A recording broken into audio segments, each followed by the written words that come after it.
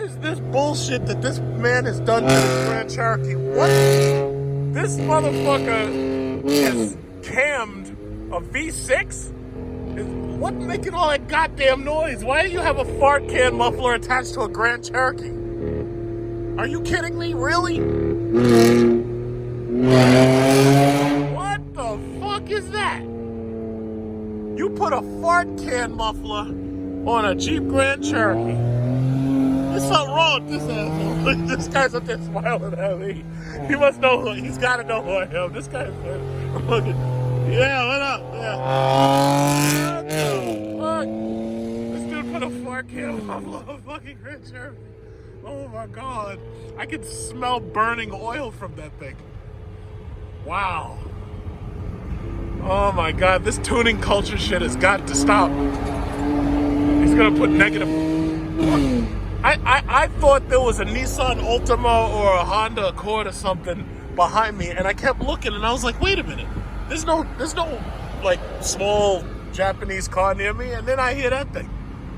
What? Wow. I didn't even know you could do that. You cammed up a V6? Really? This dude cammed up a V6.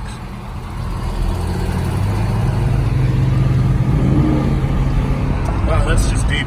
So, yesterday, I think it was, I released a little bit of information about how I felt about the new wide-body Dodge Hellcat Charger.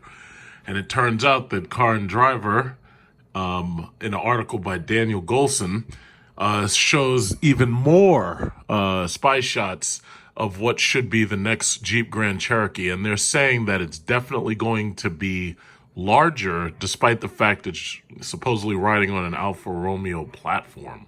And they're also going to have hybridization, which obviously is because the Jeep Grand Cherokee sells a lot overseas. And the thing about it is all of these cars are basically having their engines gutted because of these European climate change related, emission standards and everything. It's like when you really think about it, you can almost guess how much power most of these European expensive sports cars have. Like, for instance, Lamborghini Urus.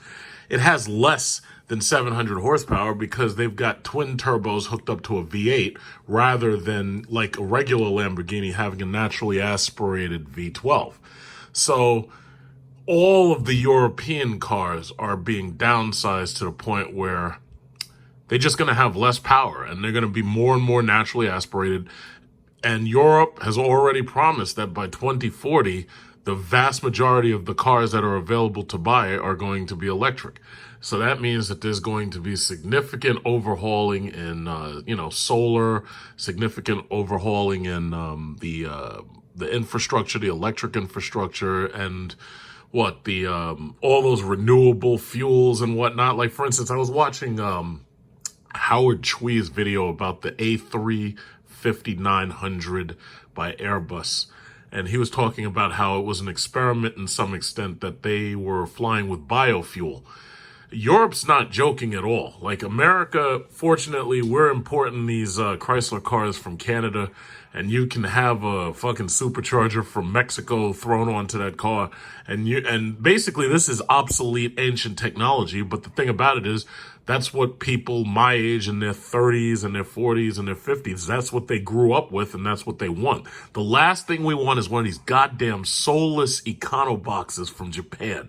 Oh yeah, I could save $2,000 a month by driving a fucking Camry and a Toyota RAV4 or a Honda CRV, but I'd rather put a bullet through my own head than be forced to drive around in one of those pieces of shit. I would rather walk. I would almost rather ride a bike. But when you're talking about having to go 16 miles or 30 miles a day back and forth, riding a bike's not going to work. But if I had to, as much as I hate motorcycles and I think that anybody who uses one is basically going to be an organ donor, I'd rather have a motorcycle and risk my life than be forced to have to ride around in one of those horrible Japanese econo boxes. Now, fortunately, South Korea actually has soul, and they're giving us great cars like the Palisade and the what is that? The Kia Telluride. And I have to say, those are actually pretty nice cars. I'd rather have one of those than one of those horrible Japanese Econo. But like, I mean, when I say, some people think it's hyperbole. When I say I'd rather die than have to drive around in one of them Japanese Econo boxes, I mean that. Like, I really mean that. I mean, if Death himself walked to my front door and said, hey, guess what? Your Jeep Grand Cherokee is going back, and I'm going to touch you on the hand, and you're going to die unless you drive around in this fucking CRV, like, I'd be like, yeah, well, I'm ready to go. Fuck you. Let's just do it, you know? And that's it. And that's how I feel about it. Like, I never. I mean, you know, I could deal with a Korean-made, I could deal with a Palisade or a Telluride, but no Hondas, no CRVs, no Nissan, anything with those horrible shit engines that sound like they're buzzing the whole time. I have migraines just listening to those things. No, not at all. So that's just how I feel about it. So basically, Jeep Grand Cherokee's coming. It's supposed to be bigger. They're saying that the base price is going to be about $33,000. I'm going to just round up to $35,000 because that's, you know, I like working with, you know, real numbers. So we'll just say it's going to be $35,000 to start. Thing about it is, unless you order one of these trucks, you're really not getting one of these things for anything less than about 38, 39, or 40. Because usually the dealers install some options and whatnot in those things before they come out of the factory, or they wait and they do it when they get there and they push the price up a little bit. So I'm assuming that's going to be about, you know, 35 to 40,000.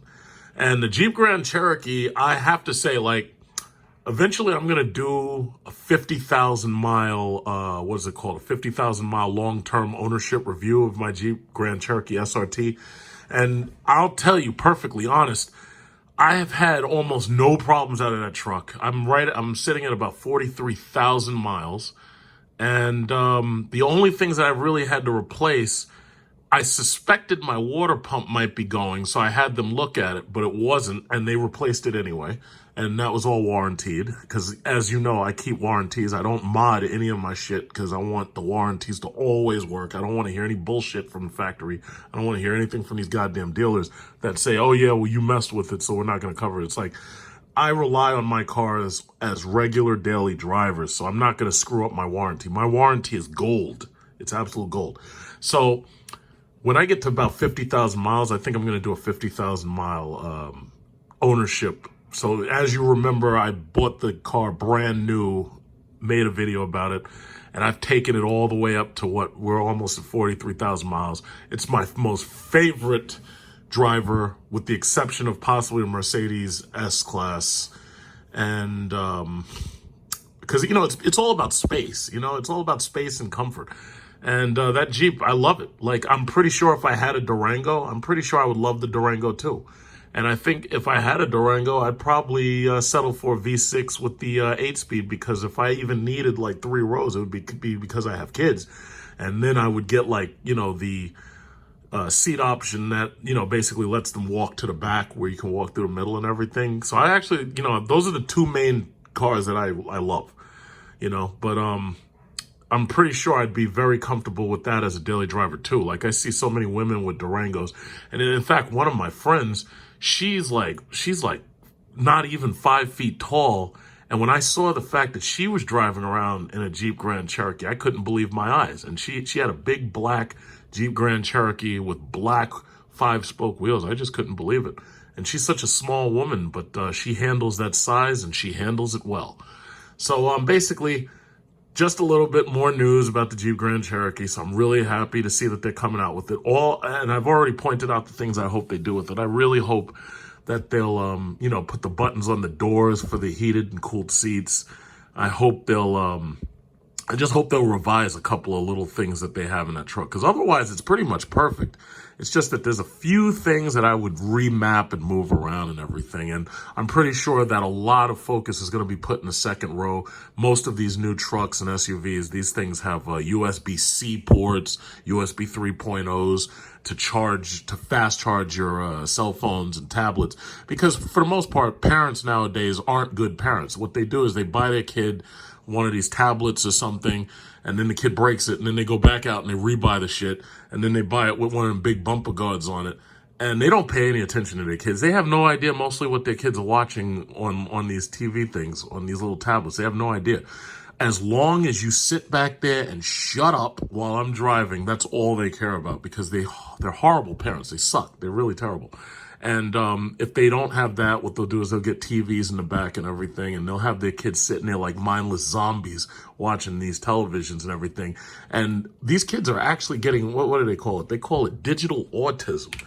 Digital autism. These kids are getting digital autism from these goddamn television screens. And there's been a rise in, ADHD and autism and whatnot in these kids, because these kids, they can't read facial expressions. They're calling this shit virtual autism, and they've got peer-reviewed stuff that backs up everything I'm saying. So it's not like I could make this up.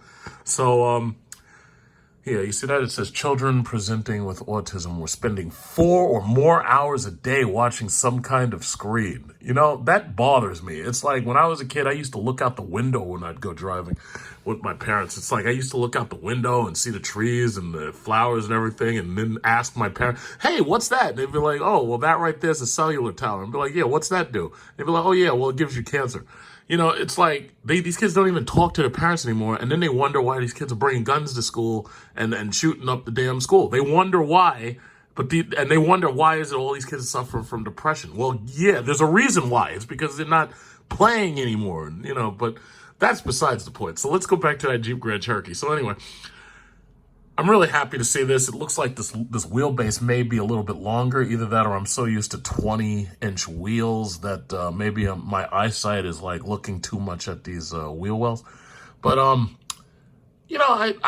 know what they're gonna do is they're gonna try to make it look different from the current Jeep Grand Cherokee. And whatever they do, I really hope they're gonna keep the basic shape, because I really think the Jeep Grand Cherokee is pretty much the cleanest looking and most attractive SUV on the road, regardless whether you have a V8, V6, or a SRT or a Trackhawk or whatever. And we already know that they're remaking the Trackhawk, because that was like last week's news, that they're going to do what I told them they should have done in the goddamn first place, put the Hellcat hood on it, and, probably get some better wheels, because they put such ugly wheels on that thing. It's like disgusting. But we'll see what happens. And I'm guessing anywhere in between $40,000 and $100,000, that's what you're looking to pay.